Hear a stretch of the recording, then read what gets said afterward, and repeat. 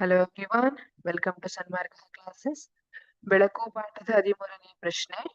ಅಕ್ಷಿಪಟಲದ ಮೇಲೆ ಅಚ್ಚಾದ ಬಿಂಬವು ದೃಢವಾಗಿ ಅಲ್ಲಿಯೇ ಇರುವ ಕಾಲ.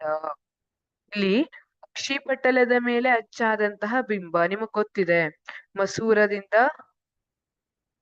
ಬೆಂಡಾಗಿ ಬೆಳಕು ಅಕ್ಷಿಪಟಲದ ಮೇಲೆ ಬೀಳುತ್ತದೆ ಅಲ್ವಾ? ಈ ಅಕ್ಷಿಪಟಲದಲ್ಲಿ ನರಕೋಶಗಳು ಇದ್ದಿರ್ತವೆ, ಶಂಕುಕೋಶಗಳು ಮತ್ತೆ ಕಂಬಿಕೋಶ.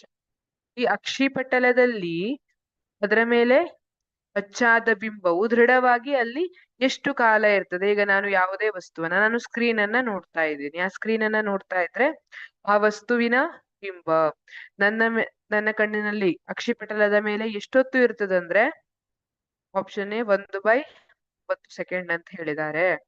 ತಪ್ಪಾದ ಉತ್ತರ. Option B 1/16 second. ಹೌದು, ಇದು ಸರಿಯಾದ ಉತ್ತರ. ಆಪ್ಷನ್ ಸಿ 1/19 ಸೆಕೆಂಡ್, ಇದು ತಪ್ಪಾದ ಉತ್ತರ. ಆಪ್ಷನ್ ಡಿ 1 ಸೆಕೆಂಡ್, ಇದು ಕೂಡ ತಪ್ಪಾದ ಉತ್ತರ. ಹಾಗಾಗಿ ಸರಿಯಾದ ಉತ್ತರ ಅಂದ್ರೆ ಯಾವುದು? Option B 1/16 second. ಇಷ್ಟು ಸಮಯದ ಕಾಲ ಮಾತ್ರ ಅಕ್ಷಿಪಟಲದ ಮೇಲೆ ಅಚ್ಚಾದ ಬಿಂಬವು ಅಲ್ಲೇ ಇದ್ದಿರ್ತದೆ. ಹಾಗಾಗಿ ಚಲಿಸುತ್ತಿರುವ ವಸ್ತುವಿನ ಸ್ಥಿರ ಚಿತ್ರಗಳನ್ನ ಸೆಕೆಂಡಿಗೆ 16ಕ್ಕಿಂತ ಹೆಚ್ಚಿನ ದರದಲ್ಲಿ ಕಣ್ಣಿನ ಮೇಲೆ ಮೂಡಿಸಿದ್ರೆ ಕಣ್ಣಿಗೆ ಆ ವಸ್ತು ಚಲಿಸ್ತಾ ಇರುವಂತೆ ಭಾಸವಾಗ್ತದೆ. ಈಗ ಚಲನಚಿತ್ರವನ್ನೆಲ್ಲ ನೋಡುವಾಗ ಇದೇ ರೀತಿಯಾಗಿ ಮಾಡಲಾಗಿದೆ. 24 ಪ್ರತಿ ಸೆಕೆಂಡಿಗೆ 24 ಚಿತ್ರಗಳನ್ನ ಹಾಕಿರ್ತಾರೆ. ಹಾಗಾಗಿ ಅದು ಚಲಿಸ್ತಾ ಇರುವಂತೆ ನಮಗೆ ಭಾಸವಾಗುವಂತದ್ದು.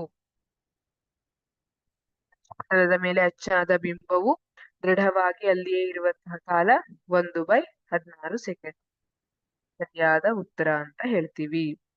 ಇಲ್ಲಿ ಈಗ ಈ ಪಾಪ ಏನಿದೆ ಅದು ಎಷ್ಟು ಬೆಳಕು ಬೇಕಲ್ಲ ಅಷ್ಟನ್ನ ಮಾತ್ರ ಒಳಗಡೆ ಬಿಡುತ್ತದೆ. ನಿಮಗ್ ಗೊತ್ತು, ವರ್ಣಪಟಲದಲ್ಲಿ ಪಾಪೆ ಇರ್ತದೆ. ಈಗ ಆ ಪಾಪೆ ಹೆಚ್ಚಿನ ಬೆಳಕನ್ನ, ಪ್ರಕಾಶಮಾನವಾದ ಬೆಳಕಿದ್ರೆ ಸಣ್ಣದಾಗ್ತದೆ. ಅದೇ ಕಡಿಮೆ ಬೆಳಕಿದ್ರೆ, ಮಂದವಾದ ಬೆಳಕಿನಲ್ಲಿ ದೊಡ್ಡದಾಗ್ತದೆ. ಹಿಗ್ತದೆ. ಯಾಕೆ ಹೇಳಿ?